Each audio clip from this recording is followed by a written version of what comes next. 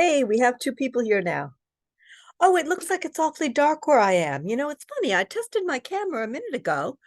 Oh, okay. Now it's brightening up. I wonder what's going on. I tested my camera a minute ago to make sure that the lighting was good. All right. I believe that we don't have a moment to waste in these sessions. So I would like to see if we can get going.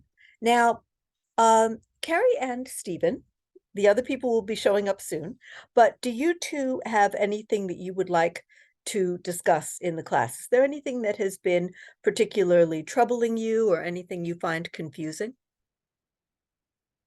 Not so much confusing. Oh, good afternoon, good evening to begin with. Sorry.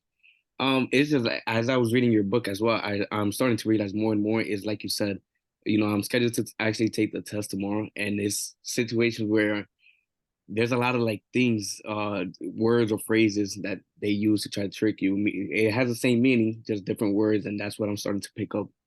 I'm getting more familiarized with the terms and phrases, but that's where I'm at right now. But as far as your course and the book, I'm starting to realize that exactly how they use it in your book is exactly how they actually use it in the test. Okay, you're talking about the state test? Correct. Okay, and which book of mine are you talking about? Are you talking about the exam study book or are Right. you The exam talking pass about book, this the one? third edition. Okay, this one. Oh, you can't really see it because it's getting blurred, but this is the textbook that I wrote for the course. I And actually have the smaller book. okay, beautiful, beautiful. Yeah. Okay. A lot of people don't know that our course has a textbook because one of the things I like about RELNY is that they don't make you buy stuff, like some schools, like you sign up and then you find out that you have to buy all this extra Right. stuff. And RELNY doesn't do that to people. So they don't make you buy the textbook, but we do have a textbook in case people want it. Okay, so Stephen, I think that a good thing to do would be to concentrate on the questions that are really, really confusing in terms of language, because that's the number one thing that students report to me is the trouble with the state test. And I can think of a couple of doozies right off the bat.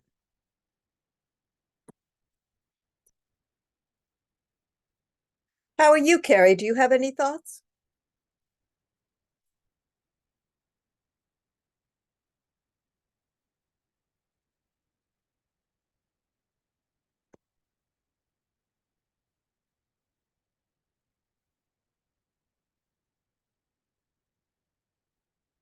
Okay, I'm going to give you a question that always comes up on the state test. You're just trying to get through the, oh, you're only 33% through. I thought you were a lot farther than that because you get all the answers right when we do it. Hi, Sadia. Oh, don't feel behind. Carrie, when you are in the class, you always get the answers right. So I don't think you have anything to worry about. You're doing just fine. Now, Sadia, you just came in, so let me tell you what we're doing.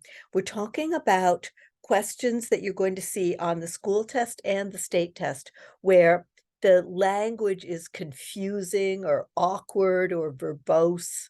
Like that's the one thing that Department of State does. And I got to tell you something. The students have been writing me, and everybody has been doing well in the state test. So uh, our school is doing well, but I've had experiences at other schools where I have students who know the material, but they have trouble on the test because of the way things are phrased. So let me give you a doozy right now.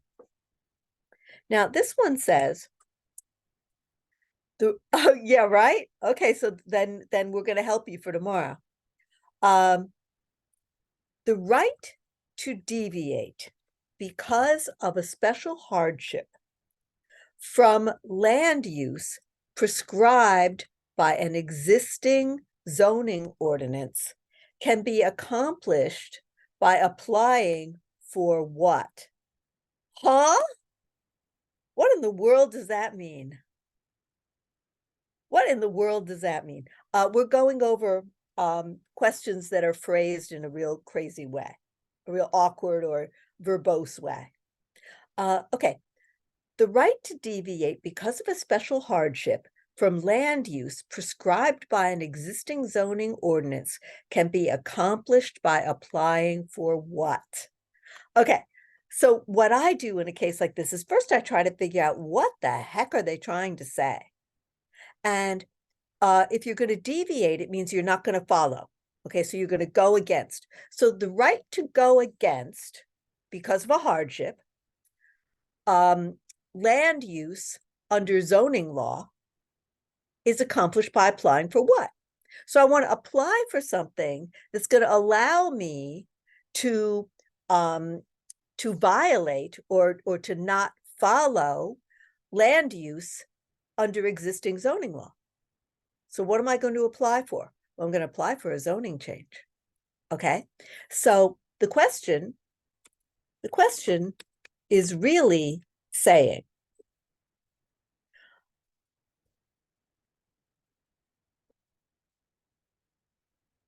the right to not follow existing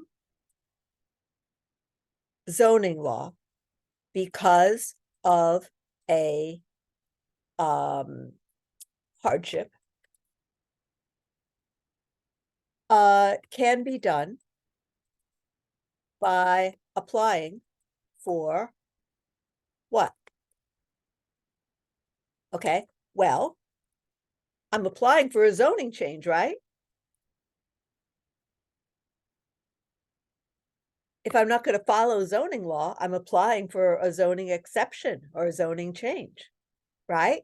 So a zoning change or zoning exception can be a variance or a special use permit.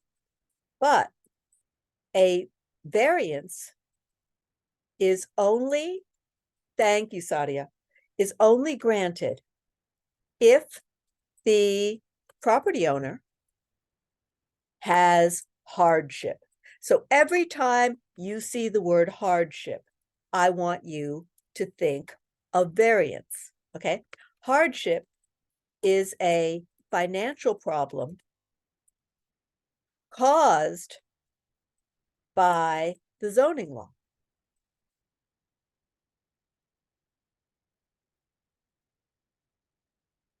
Every time you see the word hardship, you should think of variance. Okay, so the answer is variance. If you have a financial problem caused by zoning and you want an exception to zoning law, you apply for a variance. But it's not like they could say that. You know, they have to make it just as complicated as possible, right? Now, the theme of this class is going to be, just at least at the beginning, the ones that have really weird really weird language and really weird phrasing.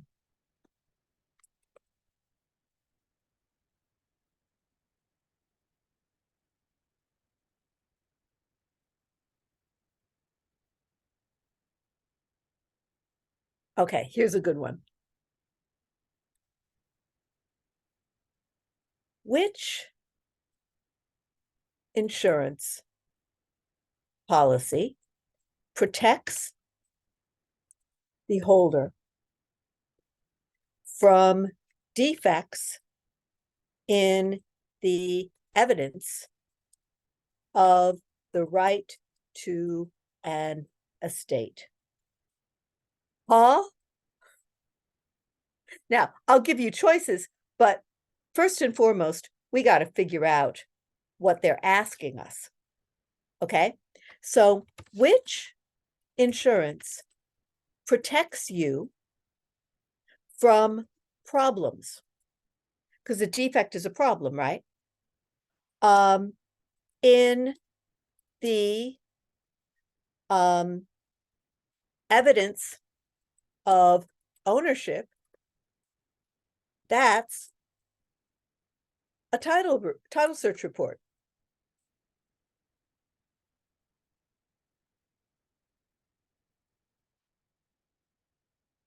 Okay, so which insurance protects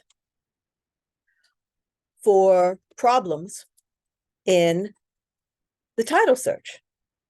Now that we know what they're asking us, now it's easy because your choices are going to be, let's see.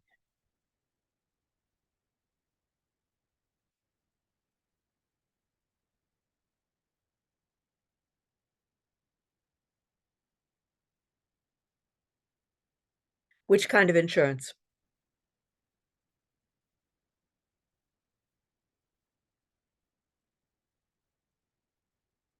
Beautiful. The answer is title insurance.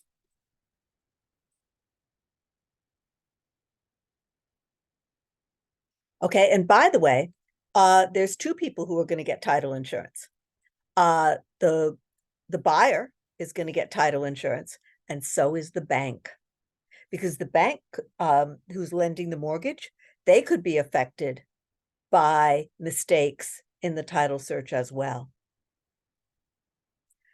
All right, let me find. There's so many of these that it will be easy for me to find lots of ones that are phrased in a weird way. Okay, here's one.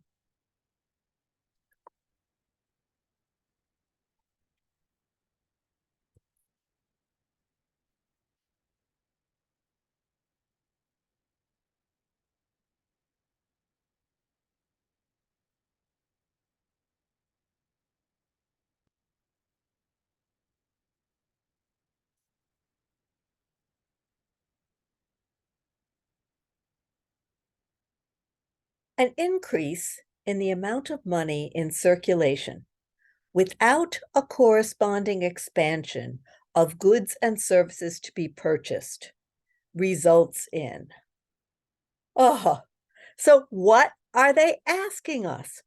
Okay, money in circulation is money that people have available to them. Like it's in the bank, um, it's in their paychecks, it's in their household, like, the money that you leave around sitting around the house. Okay, so money in circulation is money that is available to people to spend. So if people have more, so if, well, let's say if the amount of money people have to spend increases, but the amount of stuff to buy doesn't increase, what happens to prices?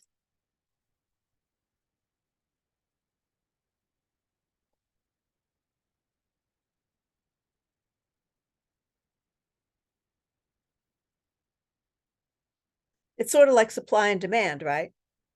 You have a lot of demand because people have money, but the supply stays the same, right? Yeah. Yeah. Carrie's absolutely right. You have a lot of demand because the people have money to spend, but the supply stays the same. So the demand goes up, but the supply stays the same. What happens to the prices?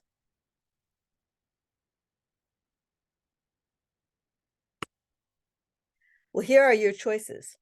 I would say that the prices go up, right? If everybody's fighting over just a few things to buy, then the price of those things is going to go up. All right. So here are your choices. Inflation, reflation, deflation, or disinflation? What happens to the economy?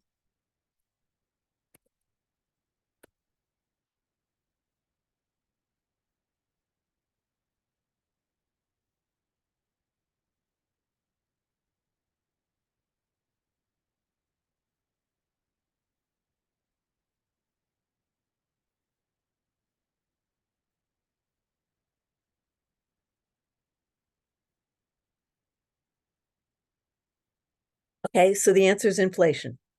When there's not enough stuff to buy, prices go up. Rising prices in a hot, active market where lots of people are buying stuff, lots of transactions. That's inflation. And Carrie is right about the interest rates. Okay.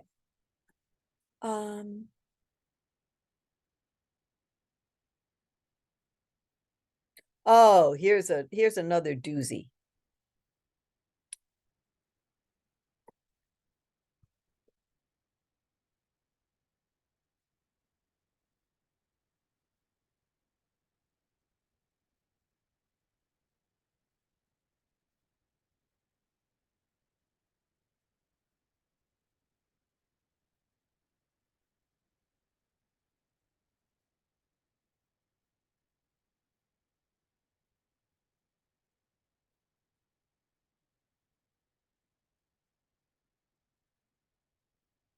What are amounts paid to the lender at loan origination? Okay, so the lender's the bank, right? And loan origination is the beginning of the loan. So when does the loan start? Well, the loan starts the minute that the deed is transferred. So when you go to the closing, the deed, which is the paper showing ownership, the deed is transferred from the seller to the buyer at the closing. So at the closing is loan origination. That's when the mortgage starts because the bank pays for the majority of the real estate at the closing. All right. So what are amounts paid to the lender at the beginning of the mortgage to account for the difference between, oh, Sadia's got it going on. Sadia says points and she's right. To account for the difference between the market interest rate and the lower contract rate of the promissory note. Now, some people might not have taken the finance chapter yet. So the answer is points. But first, let's figure out what the question is asking, and then I'll explain to you what points are in case you haven't taken that chapter yet, okay? So what does borrower pay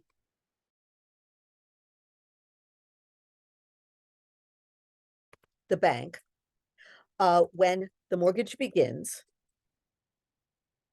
in return for a low for an interest rate an interest rate on their mortgage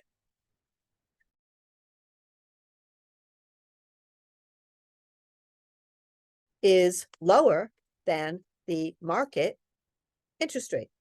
And the answer is points. Now, let me explain to you what points are. Carrie is absolutely right. I walk into the bank. I walk into Happy National Bank. Hi, Happy Bank. I want to borrow money and get a mortgage. And they say, okay, Kristen, how much is the house that you're going to buy? I'm going to buy a home for $1 million. Okay, Kristen, we will lend you $800,000. Okay, so they're lending me 80% of the money that I need. Okay, then they say the interest rate is 6%. And I go, 6%? That's really high. Like I saw on TV, I could get a lower rate than that. And they say, okay, Kristen, if the bank tells me that market interest rate is 6%,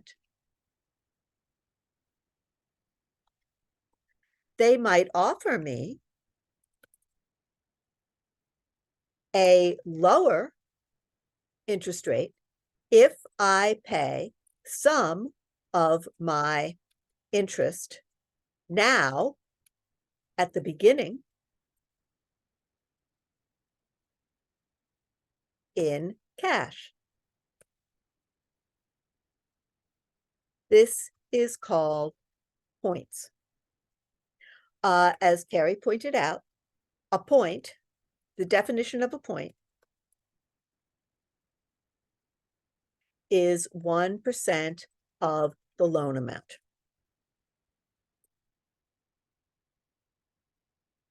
So if I'm borrowing 800,000, a point would be 8,000. Now, why am I doing that? Okay. The borrower likes points because they will get a lower interest rate and have lower monthly payments for the next 30 years. They will save a lot of money. The bank likes points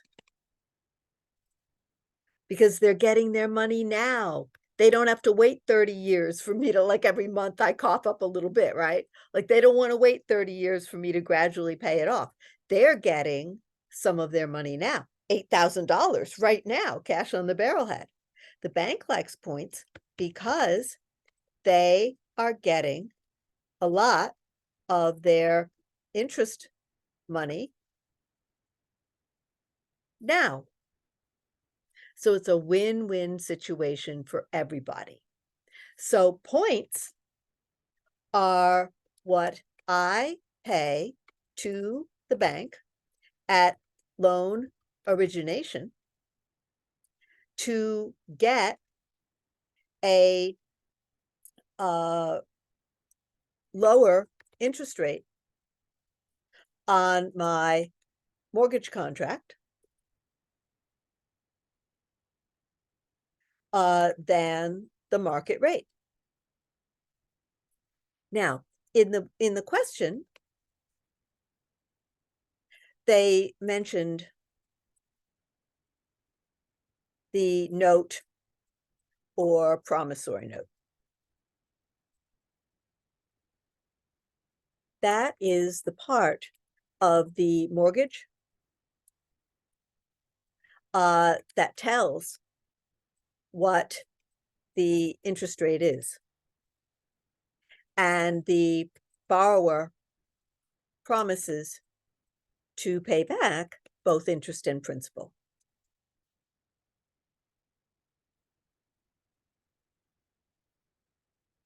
Okay, so does everybody get that question?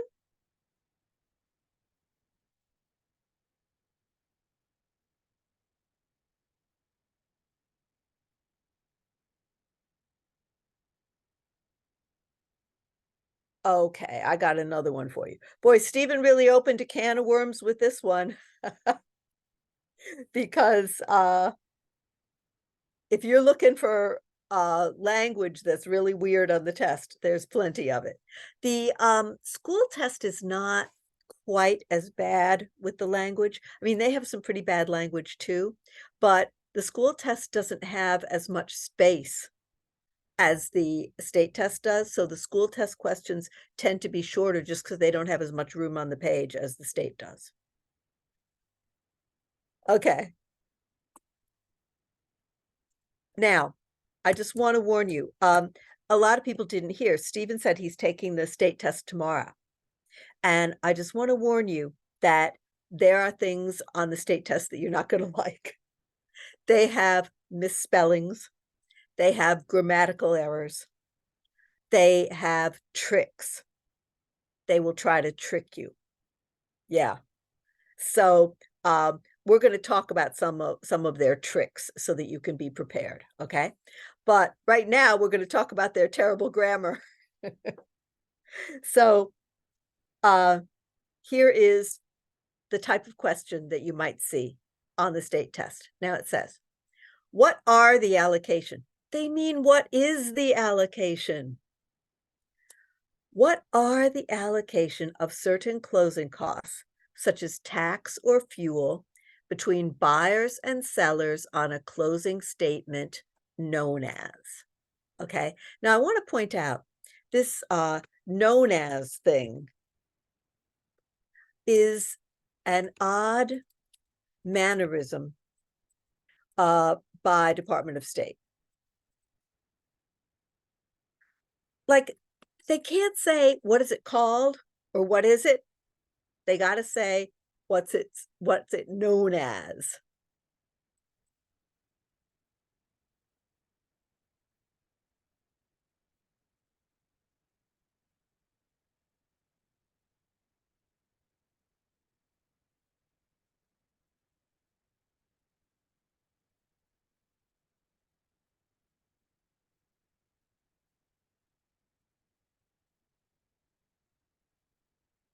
So you just have to get used to their odd way of writing. Okay. So, what are they asking here? What they are asking,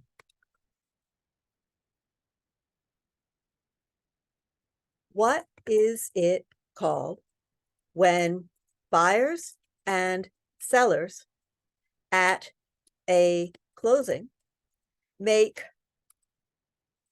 little adjustment payments for expenses like property tax or heating oil?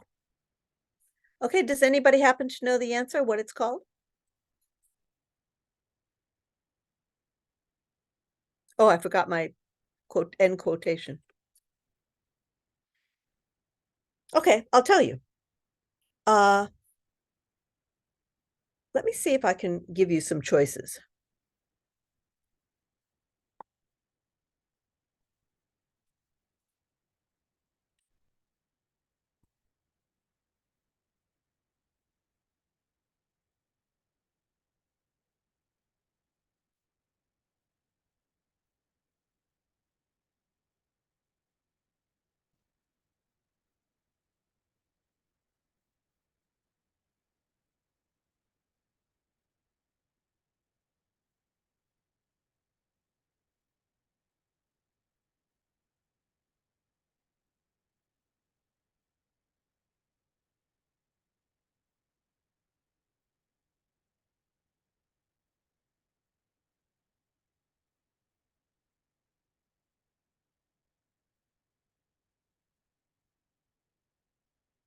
Partition, proration, promissory, or permission?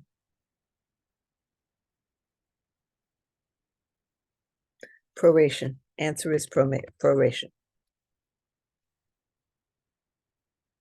Okay, so proration is financial adjustments made between seller and buyer at closing. So let me give you an example. Let's pretend you're going to sell a house to me. Okay. And we go to the closing and you realize, like, you go down in the basement before you go to sell the house, and you realize that you have 270 gallons of heating oil in your basement. Well, don't you think I should pay you for that heating oil? That heating oil is worth a lot of money. And when I buy the house, I'm getting those 270 gallons of heating oil. So don't you think I should pay you for them? Well, yes, of course. So that's proration, little adjustments like that. And like, you can't really figure it out beforehand, because if it's wintertime, you don't know how much heating oil you're going to use. Like, you have to go check the tank when you walk out the door to go to the closing to find out how much heating oil you actually have.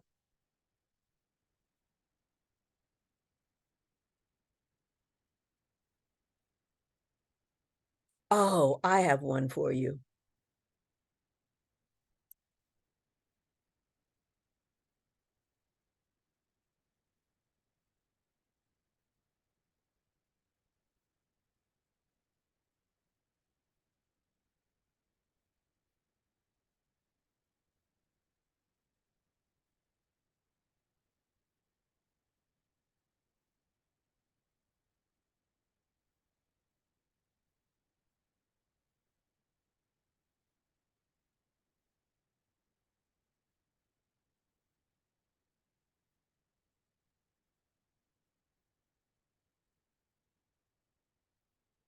I'm going to give you choices.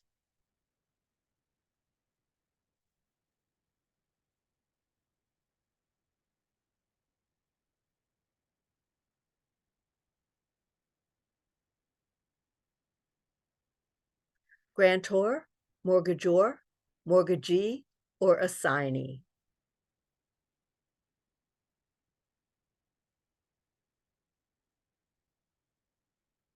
Well, the person on the deed is the grantor. So we're talking about a mortgage here.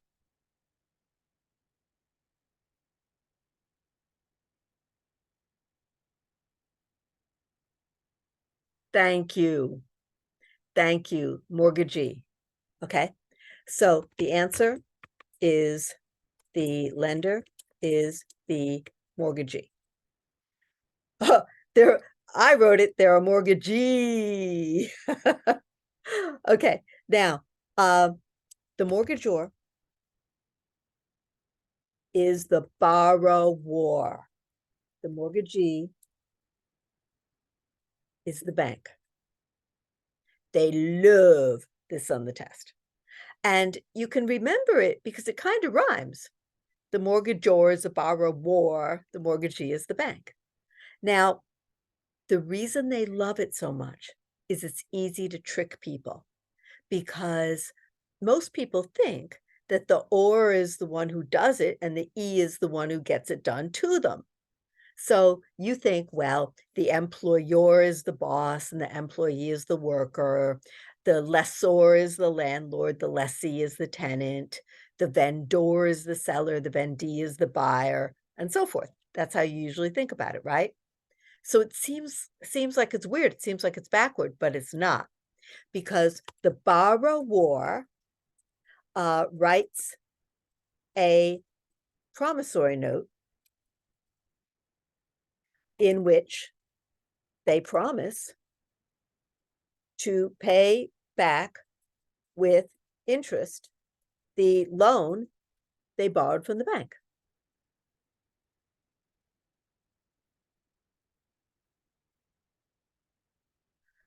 They give the note to the bank. So the bank receives what the borrower wrote.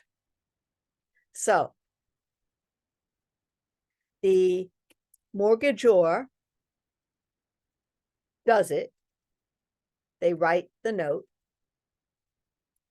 and the mortgagee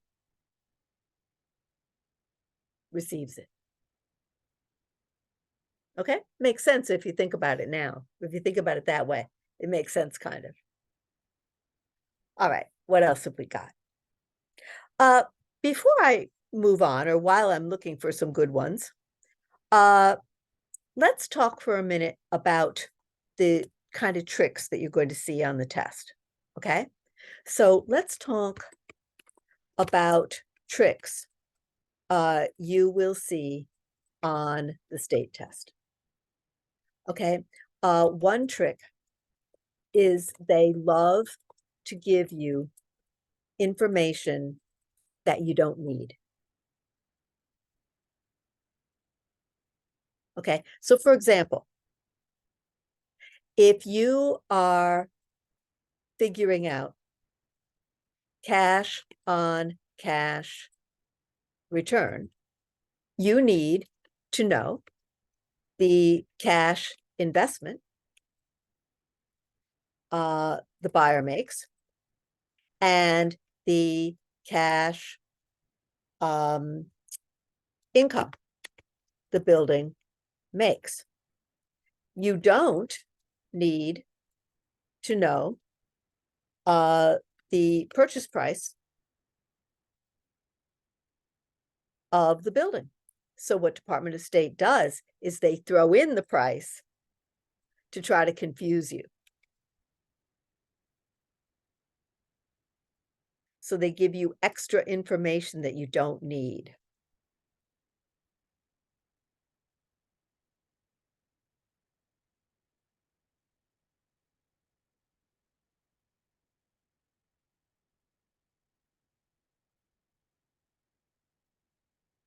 Okay.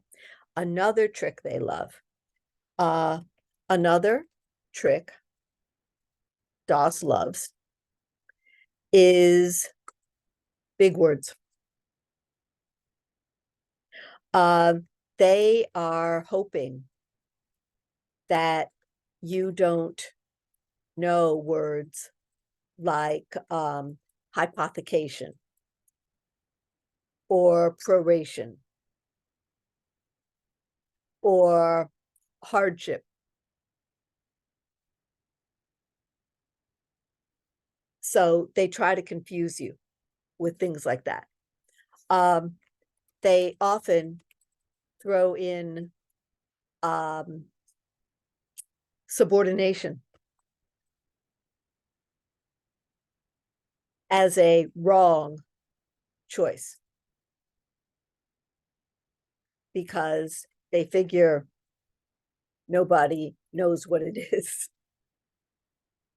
Okay, so of these words that I just went through, hypothecation, proration, hardship, and subordination. Let's be sure everybody knows what they are, because you're going to see big words like this on the test.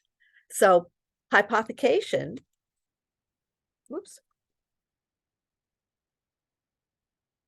means to pledge real estate as security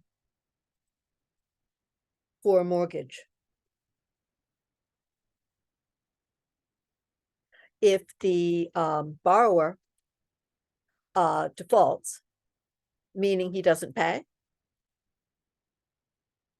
the bank can take the real estate as payment for the loan. All right. We already spoke about proration, so we know what that is. And we know that hardship is a financial problem for a property owner caused by zoning law. Now, subordination is priority of contracts. For example, if a building owner has 3 mortgages,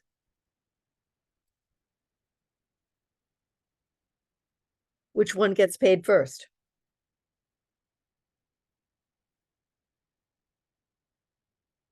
So subordination is the process of figuring out.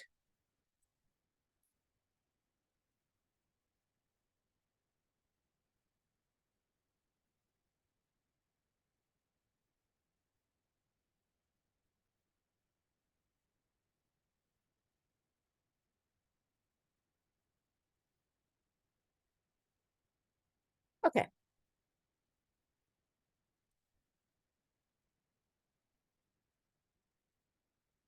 All right. Another trick they have is they love to confuse you about units.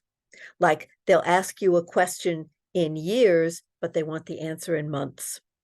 They ask you a question in square feet, but they want the answer in acres. So that is something they love to do. DOS loves to try to confuse you about units. They will ask you a question in years, but they want the answer in months. They will ask you a question in square feet, but they want the answer in acres. So please watch out for this.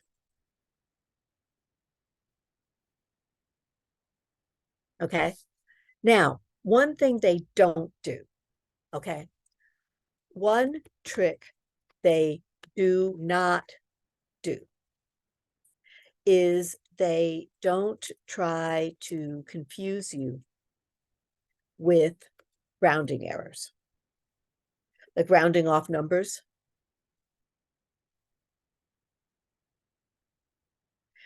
So, for example, let's say that, let's say you solve a math problem on your calculator.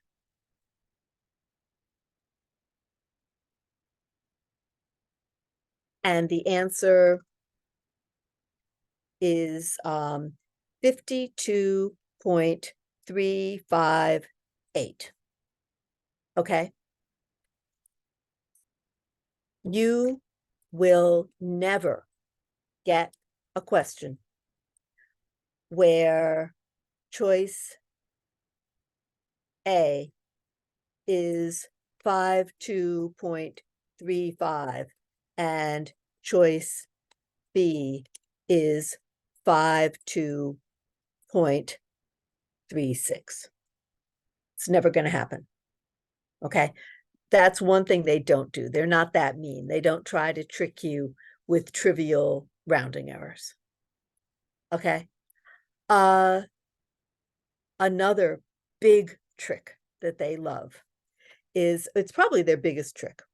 Probably DOS's biggest trick is negative words.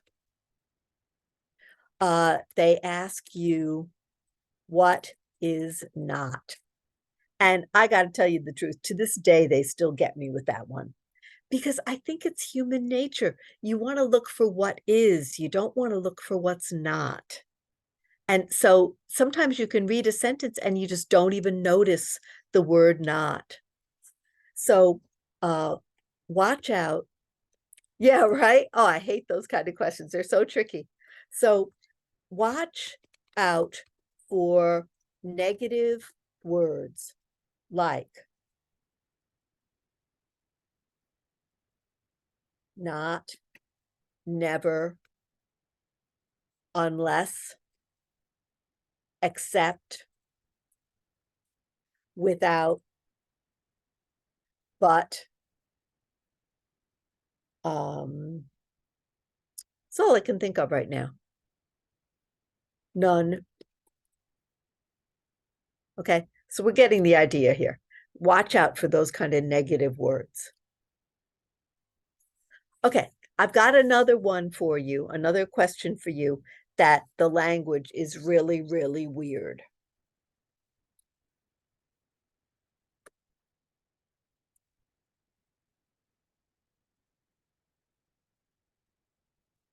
What occurs when monthly mortgage payments do not cover the interest that is due? Okay, so I'm going to give you choices, okay?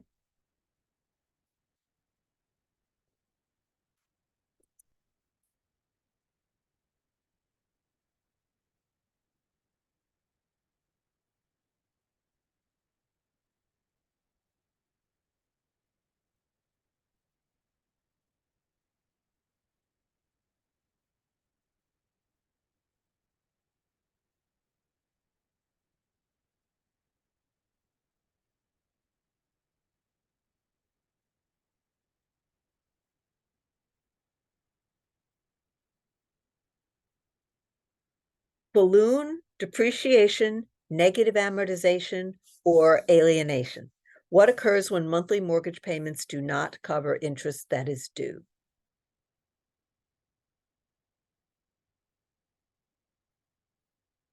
Well, Sadia has a point. It could be a balloon, but what usually happens in a balloon mortgage is the borrower pays interest, interest, interest, interest, interest until all the interest is paid. Then the last payment is going to be a balloon. It's going to be a great, big, huge interest payment. So for example, if I borrow 800,000 from the bank, in a balloon mortgage, I would pay interest, interest, interest, interest, no principal at all. Interest, interest, interest, interest. After all the interest is paid, then I'm going to pay the big, horrible balloon of $800,000. So a balloon payment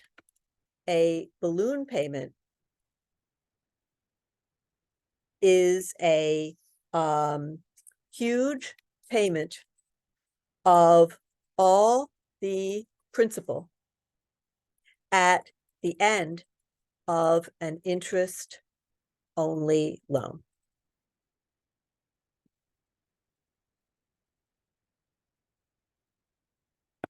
Okay. Now, let me see. What were the other choices? Balloon. Depreciation, we know what that is. Depreciation is a tax deduction for commercial buildings.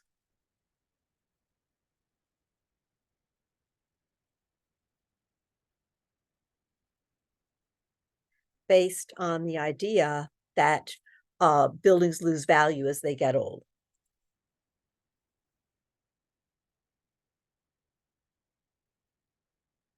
When I say RE, I mean real estate, right? Okay, C, negative amortization is the correct answer. I'm going to explain to you what negative amortization is in case you haven't taken that chapter yet, okay? Now, negative amortization, and if you're cool, you call it negam, okay? So negative amortization, or if you're cool, you call it negam, is when your interest payments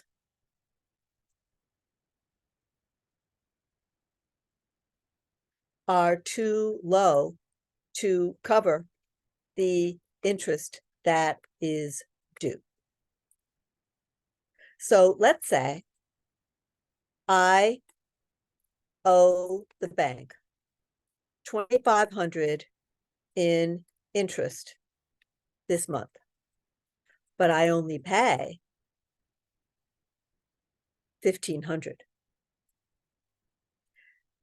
There is $1,000 left unpaid, right?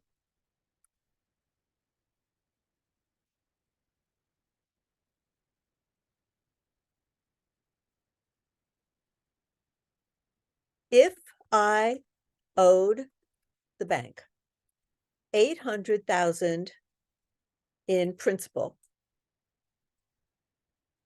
at beginning of the month, they add the unpaid interest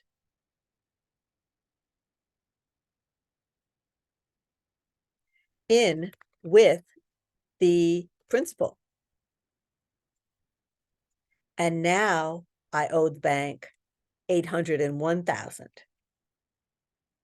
I shouldn't be smiling. That's a terrible thing to have happen.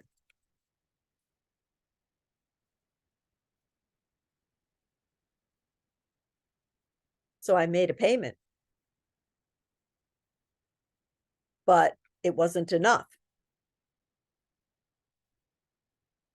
And now I owe the bank more than I did before I paid them.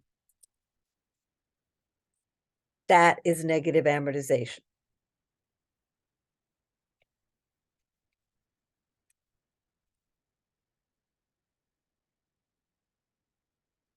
So negam is when a mortgage payment doesn't cover the interest that is due.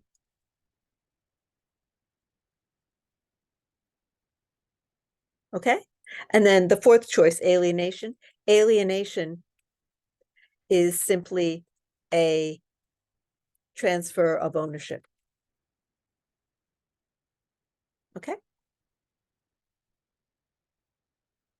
All right. Now, I want to stop my little self. Are we liking this theme of going through the questions that are worded strangely?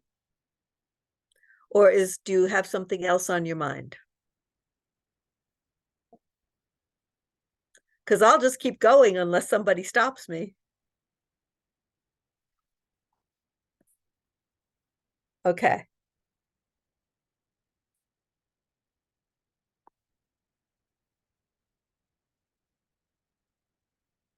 Oh, okay.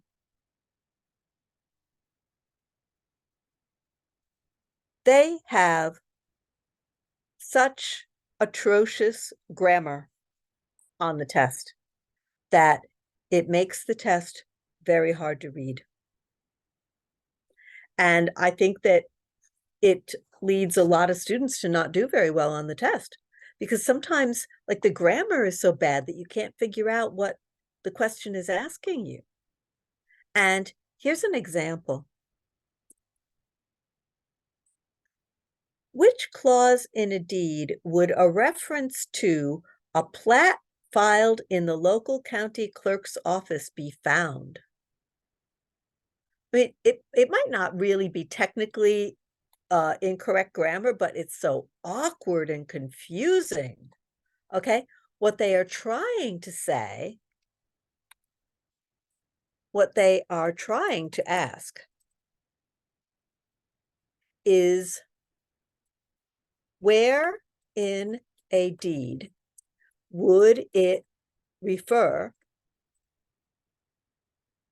No, I'm going to make that even easier. Which clause in a deed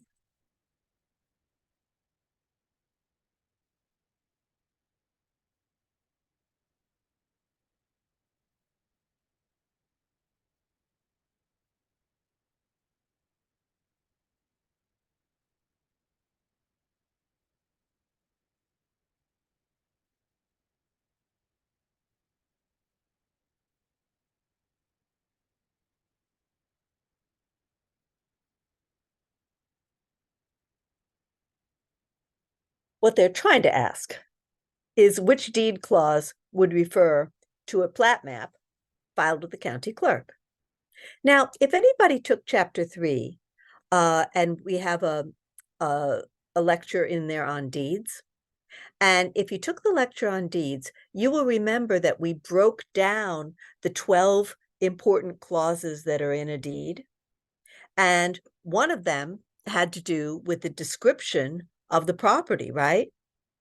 So the answer is the description clause. And sometimes they call it the legal description. The description clause, which tells the boundaries of a property. A plat map is one way to describe a piece of real estate. Okay? So once you can get the language sorted out, then it's an easy question. But trying to figure out what the heck they're saying, that's what I have trouble with.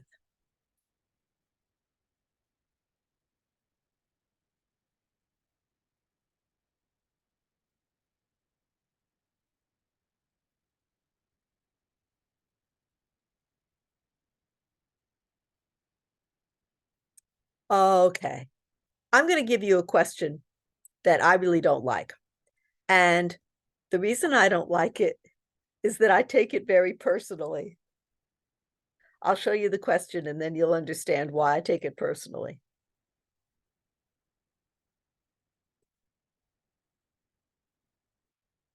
What is the experience requirement to obtain a mortgage broker registration if the applicant is already a licensed real estate broker? So what they're trying to say is this. They are trying to say, if a person is a real estate broker and they want to become a mortgage broker,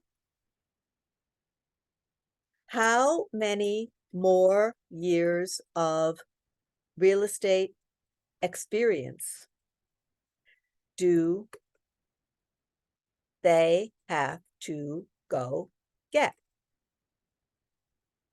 So would it be 1 year, 2 years, 5 years, no years? How many years experience do I have to get if I want to change from being a mortgage broker, being a real estate broker to being a mortgage broker? What do I have to do?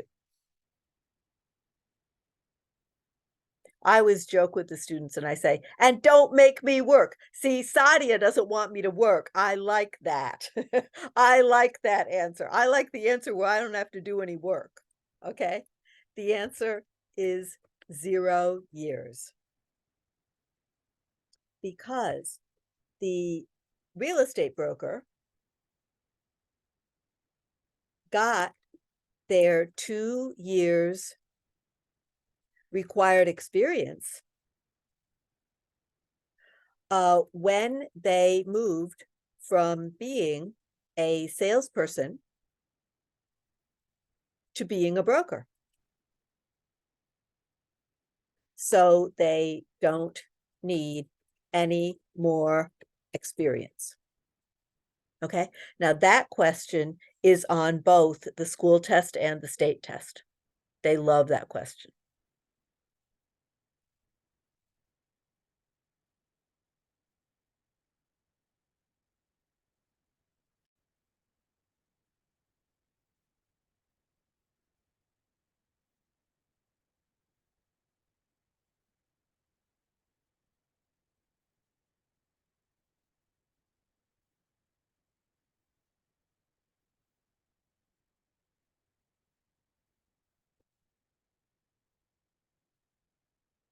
Now, this one is a math question, but it doesn't have any numbers in it. And you will see on the state test quite a few math questions where they just ask you for the equation. They're not asking you to actually solve any numbers or pull out your calculator or anything. All right. So what are you determining when you subtract a building's operating expenses from its from its effective gross income? Okay. Probably some of you know, but I'm going to give you choices.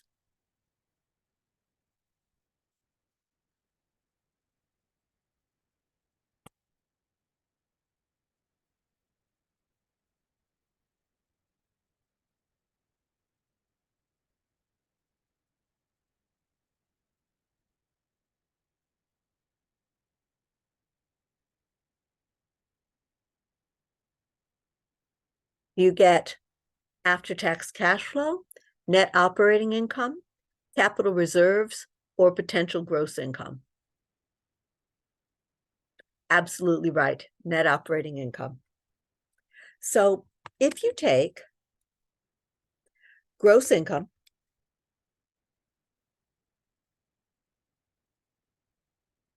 and subtract expenses,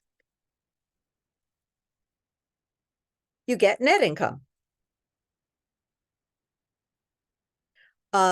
In real estate, we call it NOI or net operating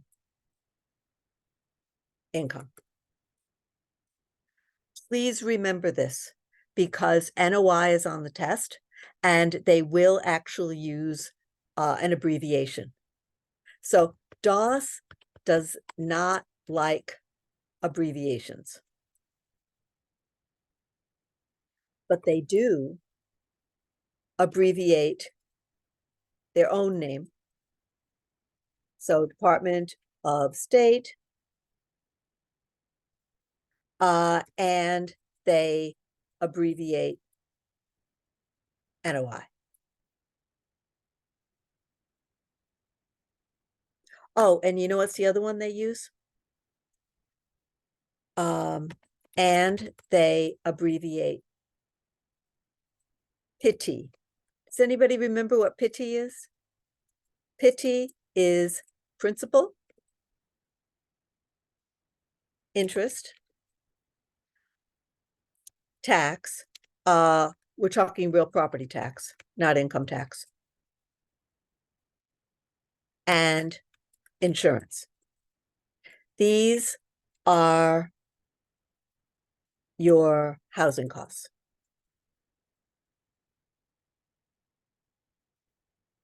Okay.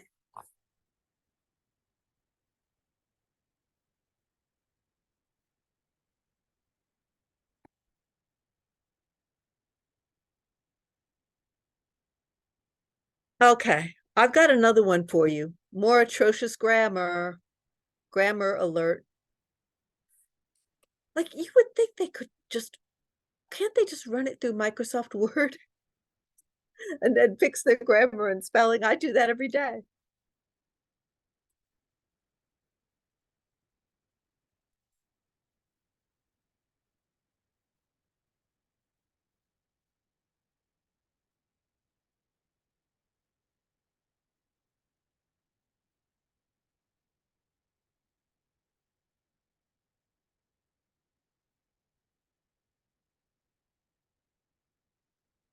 Every time I see a question like this, I look at it and I say, what are they trying to tell me? I can't figure it out. Which kind of lease, usually consisting of unfinished space and not divided into rooms? Well, a lease is not divided into rooms.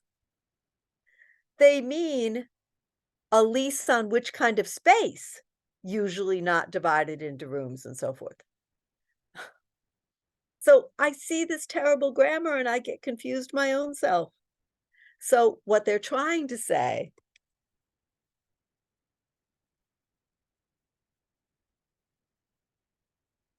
what kind of lease is used for unfinished space,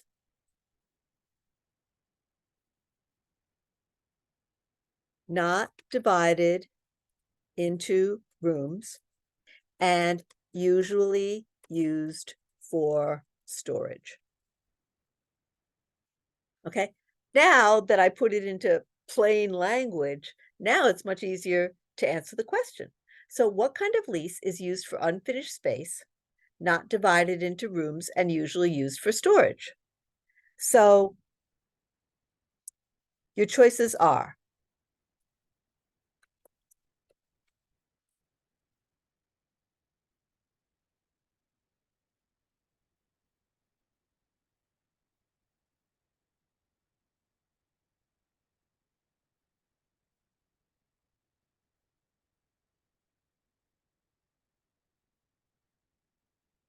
percentage lease, index lease, assignment lease, or loft lease. Thank you. They are describing a loft. So you would use a loft lease. The loft lease is one of those things that they used to use it a lot, like in the 1970s, and they haven't used it very much since. And it's kind of like proof of what I always say. You know how I always say that Department of State wrote the test like 40 years ago and they never change it. So it's kind of like that. Sometimes they talk about things that are not very common in real estate nowadays, but were quite common maybe 40 years ago. And a loft lease is one of those.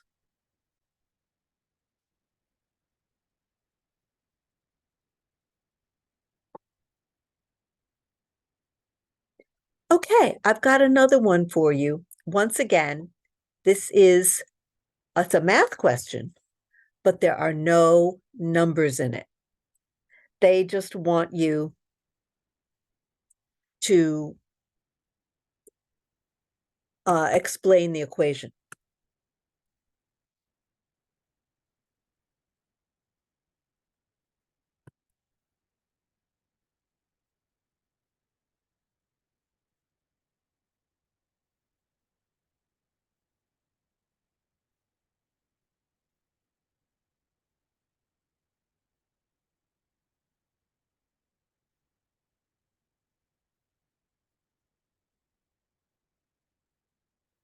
Which number, expressed as a percentage, is arrived at by taking before tax cash flow and dividing by total cash invested? Do people remember when we did this math question? I think I did this math question quite a few times. I did it like 2 or 3 times because it's, in my opinion, it's a pretty challenging question. And it is on the state test. In fact, this might be a good time to review that question if people are not getting the answer right here. If people aren't getting the answer right here, we'll review that question because I think it's a hard one. I'll give you some choices. Let me give you choices.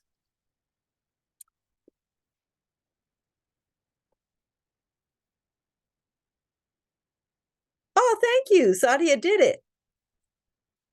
Okay, that is the right answer, cash on cash return. So I don't have to write the choices.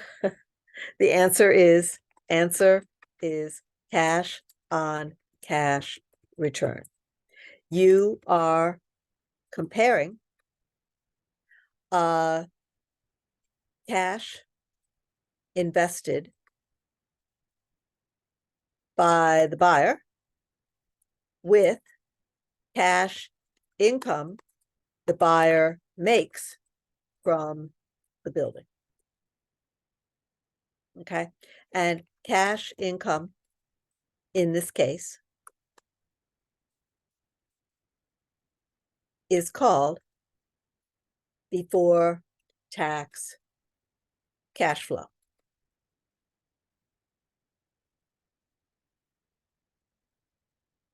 Okay, would people like me to go over the math question for this? Or have I done it enough that people are comfortable with it? Hi, doggy. Got my little dog sitting here with me. Hey, baby. Yes, you're very cute. Okay, well, I haven't heard any answers from people whether they, oh, you're good with it? Okay, then we'll do something else. We'll stick with the, we'll stick with our theme.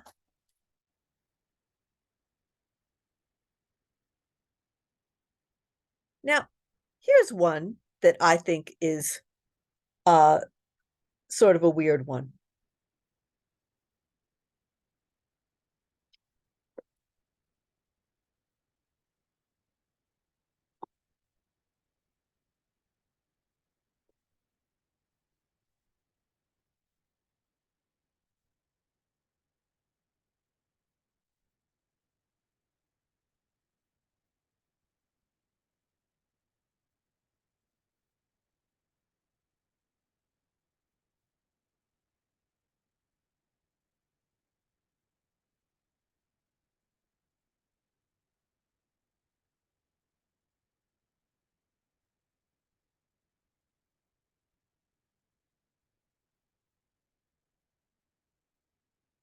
Huh? It's another one of those, huh? What are they asking? A tenant enters into what type of arrangement when he leases all or part of his leasehold interest to someone else? I'll give you choices.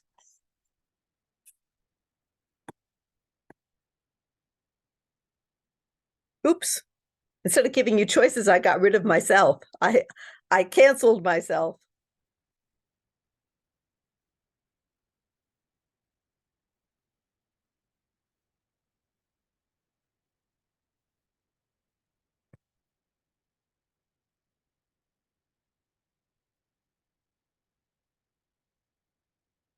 Well, Sadia's got it going on.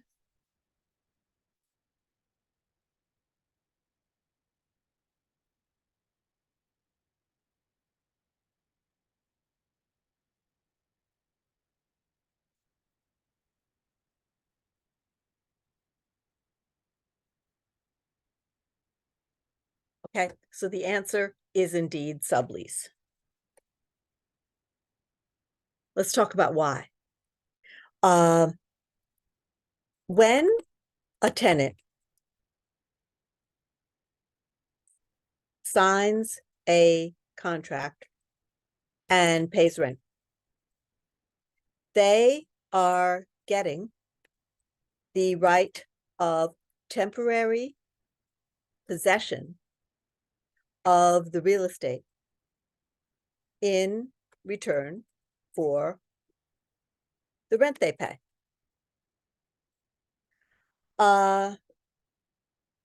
They can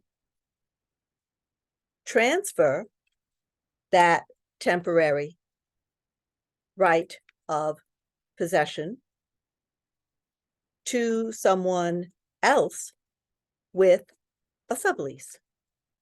The tenant is leasing their right to use the real estate to someone else.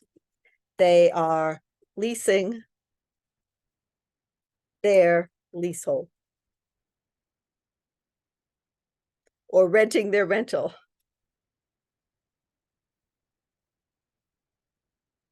Okay, to use Department of State's language.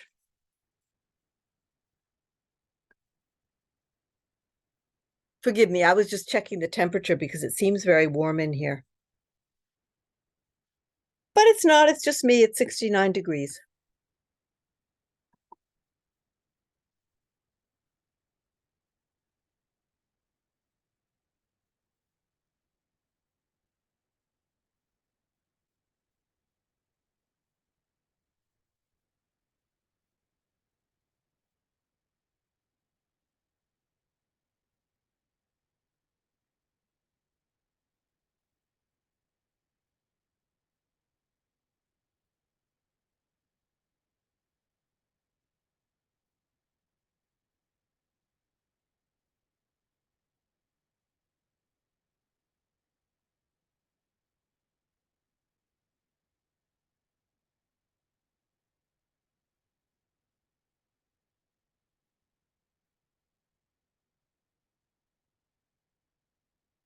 Real property tax is which type of encumbrance? Encroachment, lien, easement, or deficiency?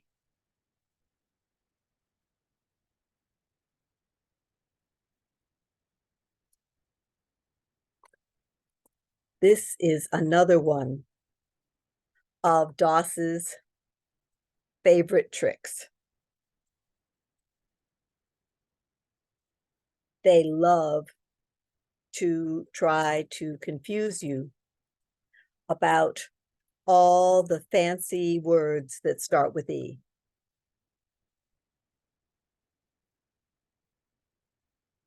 And in this one question, they have 3 of them. In this one question, they have 3 of them. Encroachment, encumbrance, and easement. So, I forgot what the question was. Let's see. The question was, real property tax is what type of encumbrance? Okay, well, they really should say,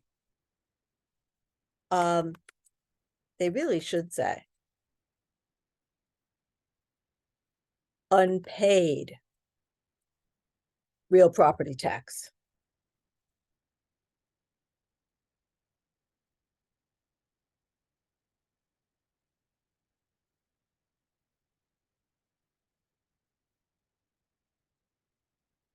Because if you pay your tax, it's not an encumbrance at all.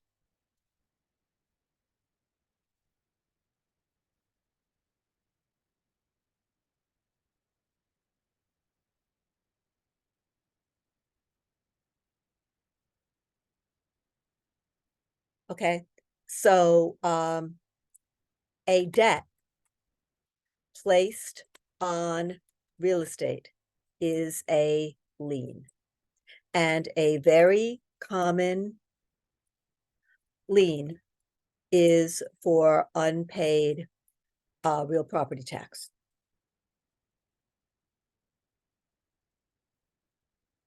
Okay, so the answer is lien. Okay.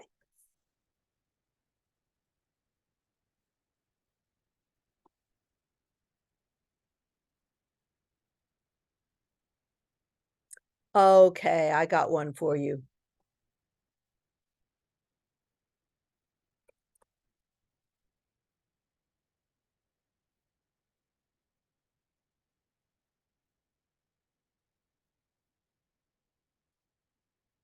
Who administers National Flood Insurance Program?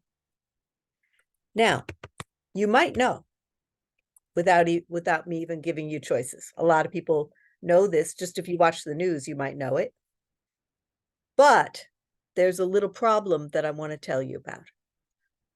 All right, so here are your choices.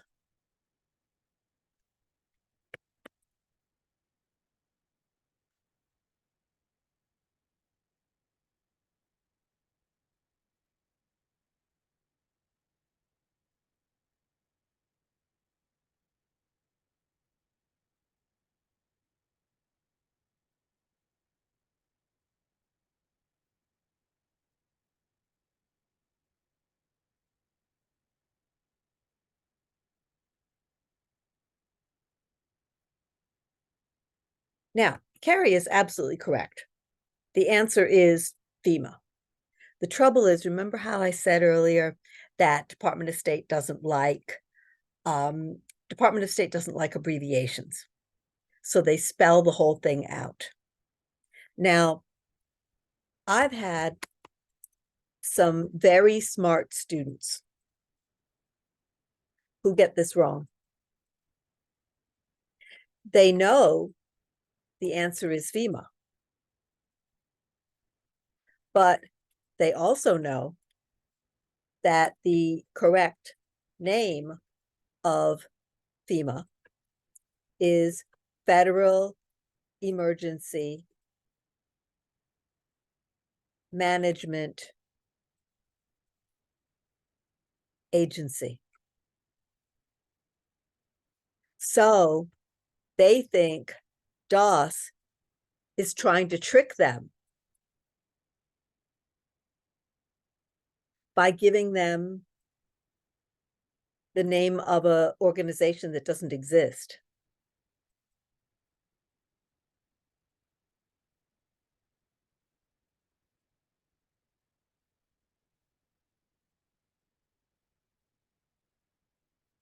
So they don't choose it.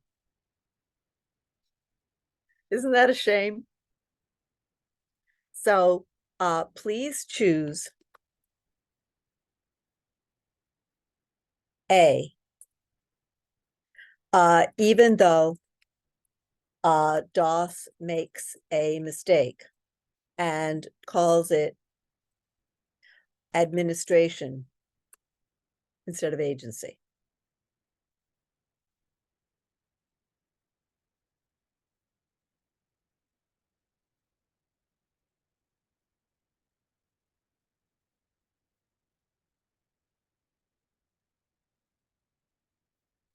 Okay. See what else we have. We're zipping through this tonight. This is great. I don't know when we have ever been able to get this many questions into a session before.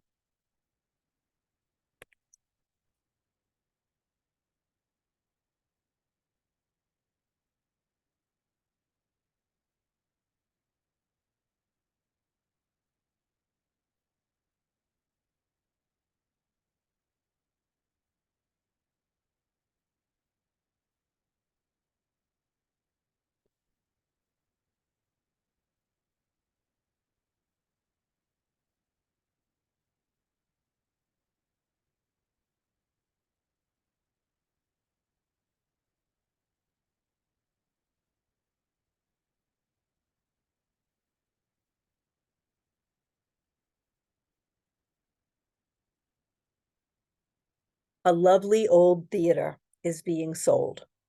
If townspeople want it to stay in its, oh, I put an apostrophe there and I shouldn't. Here's me with the bad grammar. Bammer, bad grammar.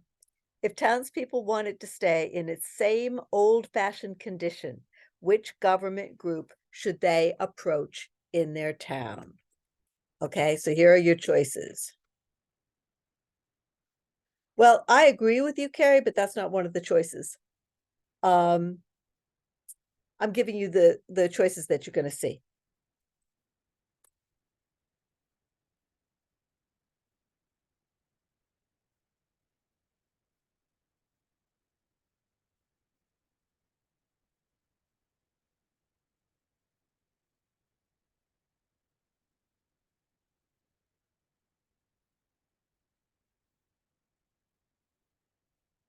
Okay, building department, zoning board, architectural review board, or landmarks preservation commission.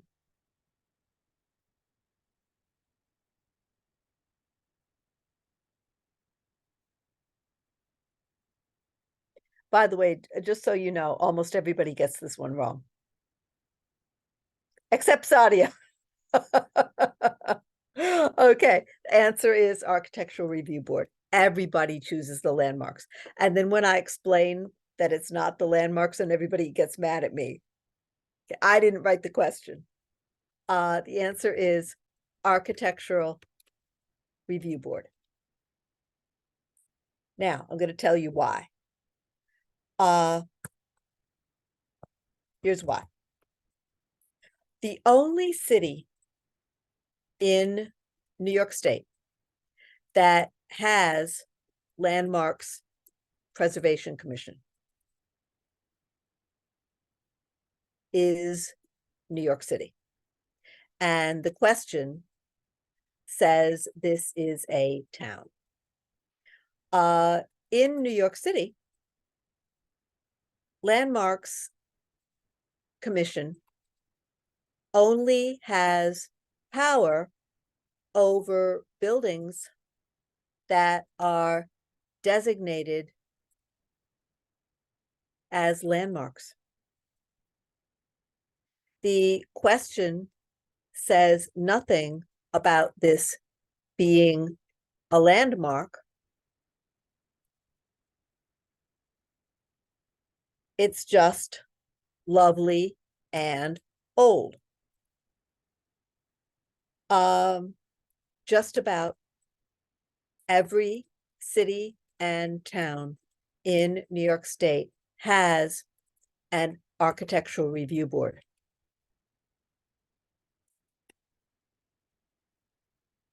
They are part of the city or town planning commission. Okay, so the answer is architectural review board.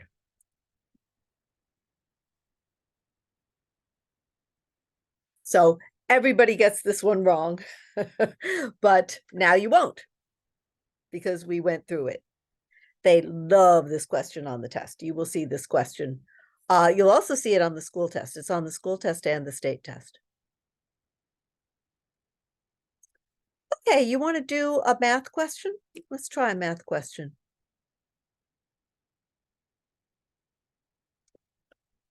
No math? Why don't you want to do math? No math? You sure you don't want me to do any math? I mean, I'm here for you, so if you don't want me to do math, I won't do any math. Why don't you want math? You don't like it? Or, oh, too late. Okay.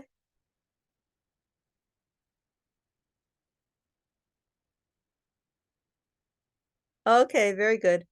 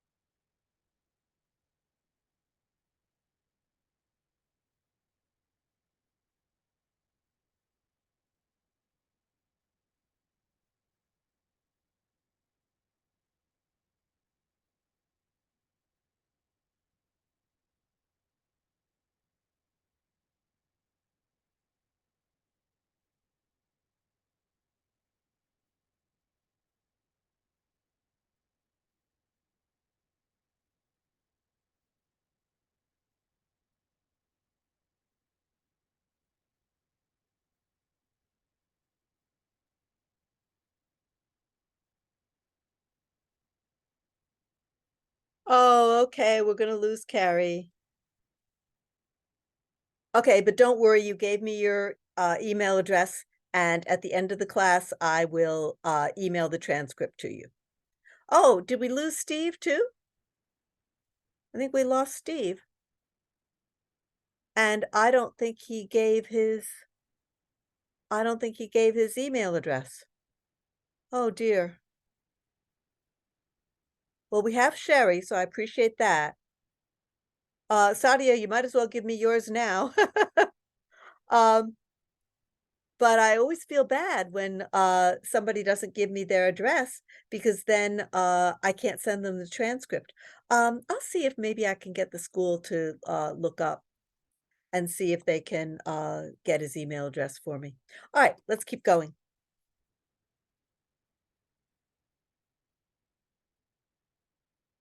So the answer, what was the answer to the last question? Yes.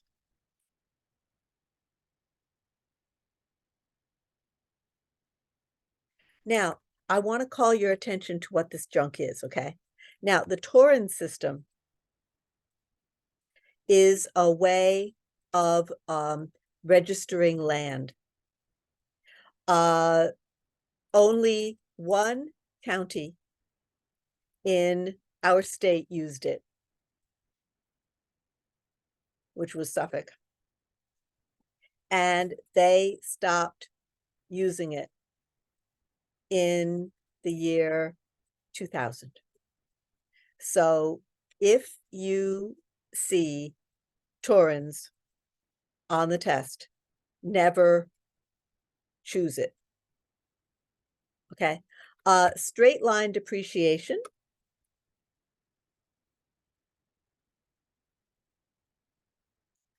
The IRS has about 3 or 4 ways to calculate tax depreciation on a building. Straight line is the easiest way to do it. And it is the method we teach in this course.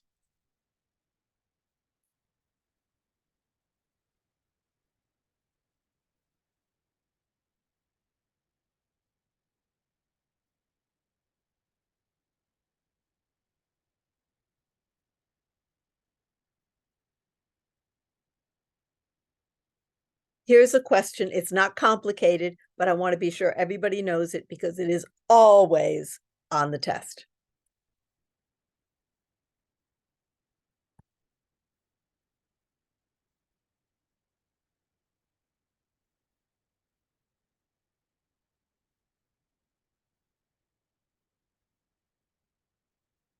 Which 2 groups were protected under fair housing law in 1988?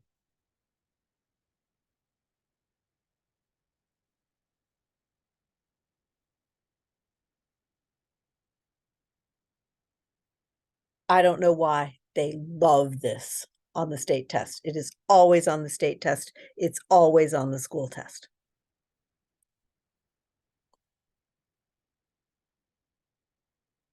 Well, since I'm getting silence here, I'm assuming that nobody remembers the answer. So I'm going to tell you the answer, okay? The answer is disabled people, and there are 77 on the school test.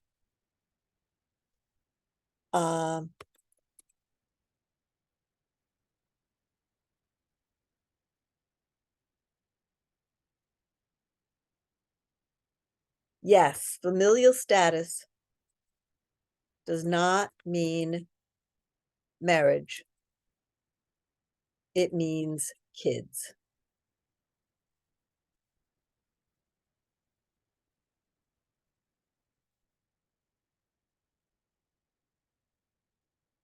So do you remember my funny way to remember it? Thank you. Okay, maybe Sherry doesn't know, so I'll repeat it. The silly way to remember this is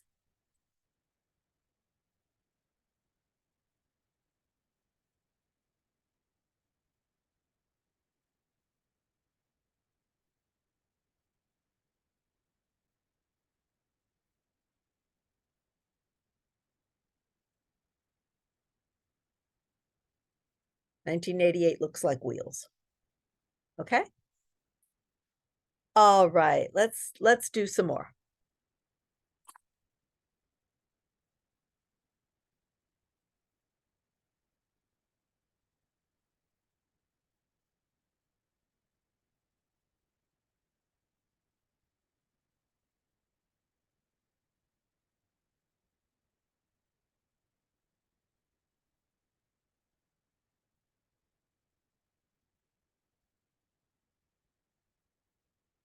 Which does zoning department not regulate? And here are your choices. A buildings,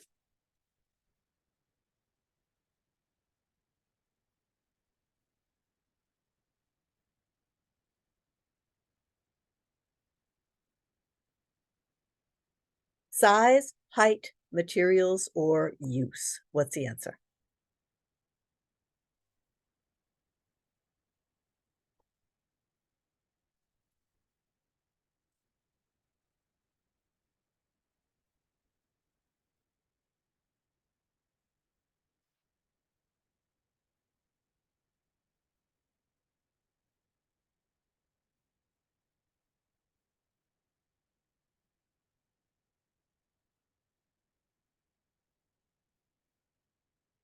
I think people are starting to get tired. I don't feel so tired, but I think people are starting to get tired. So let's do a couple more, one or two more, and then we will call it a night.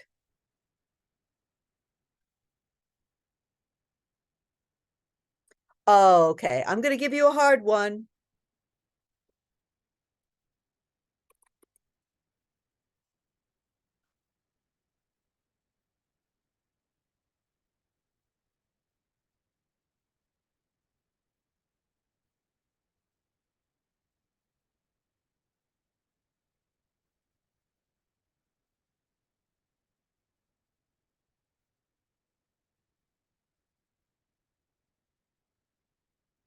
Which contract provision requires completion of a certain act before the contract becomes binding on both buyer and seller? Okay. What they are trying to say is, what is it called when buyer is allowed to back out of a sale if something very good, like getting a mortgage, doesn't happen? And the answer, absolutely, answer is contingency. Sadia, you've been getting the answers right tonight. And plus you've been ringing in quick like on Jeopardy. How many last time I spoke to you, I think you told me you were on chapter 16?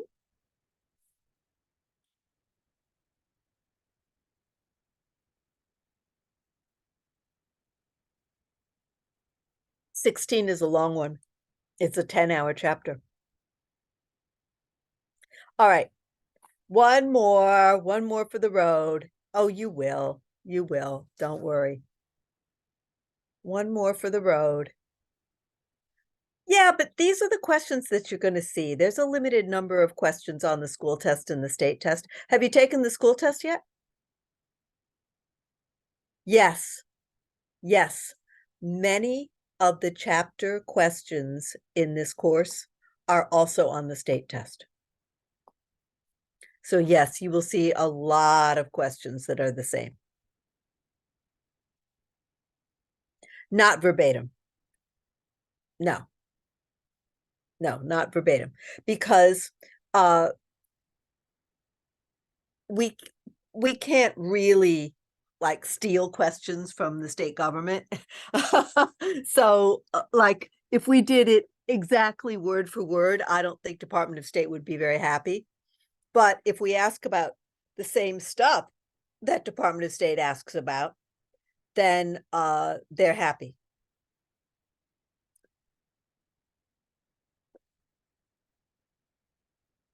studying the questions 2 days before the exam does not, well, I think that, if you understand the stuff that you need to know for the school test, then you should understand the stuff that's on the state test. The problem with the state test, which is what we've been highlighting this evening, is that the wording is so strange on the state test. It's really mixed up and convoluted, and they use a lot of fancy language that's unnecessary. So it's the language is awkward, it's ungainly, and there's a lot of grammatical errors. So it's the language on the state test that makes it difficult. But the substance, if you do well on the school test, you probably will do well on the state test. The state test used to be 75 questions. I'm not sure if they added 2 new questions or not. I asked them in the spring if they were going to add new questions, and they said they had not yet, but they would. So they didn't say when they were going to do it. I don't believe it is curved. It's absolute.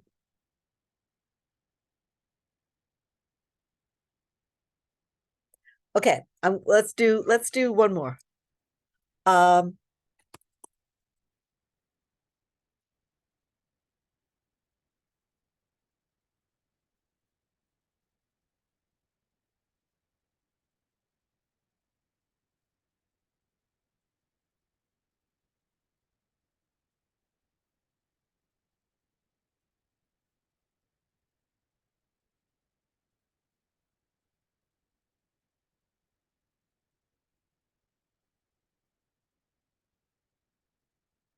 If a salesperson or broker gets their license taken away or revoked by Department of State, how long do they have to wait to apply to get their license back?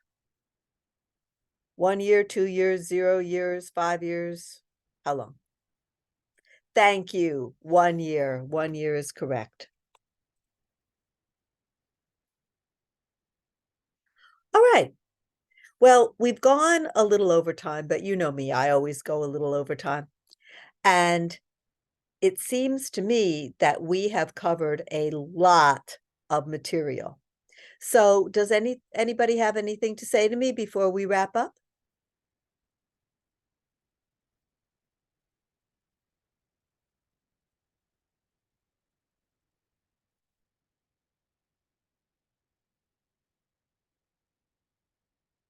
Oh, that's nice. Thank you. Okay.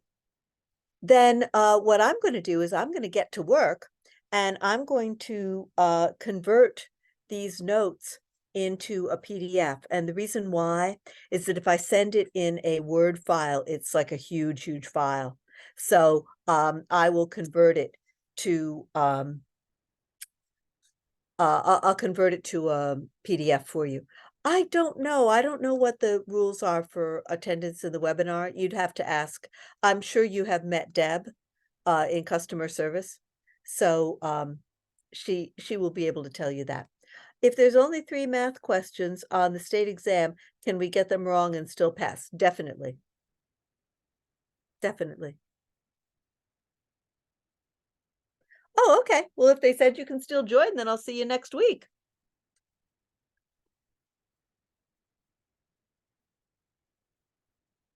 Okay. All right. I always hate to end because I find this so much fun. It's like a game show to me. So, okay, everybody. Oh, you know what I forgot to say? Um, if you like RELNY, like I really like RELNY as a school, and I went onto Facebook and reviewed them, but I'm only one person and I can only review them once. They're like the best school I ever taught for, and I've taught for a lot of schools. So if you would be kind enough to go onto Facebook and review them, that would be very nice. All right. With that, I will say good night. Okay? Bye-bye.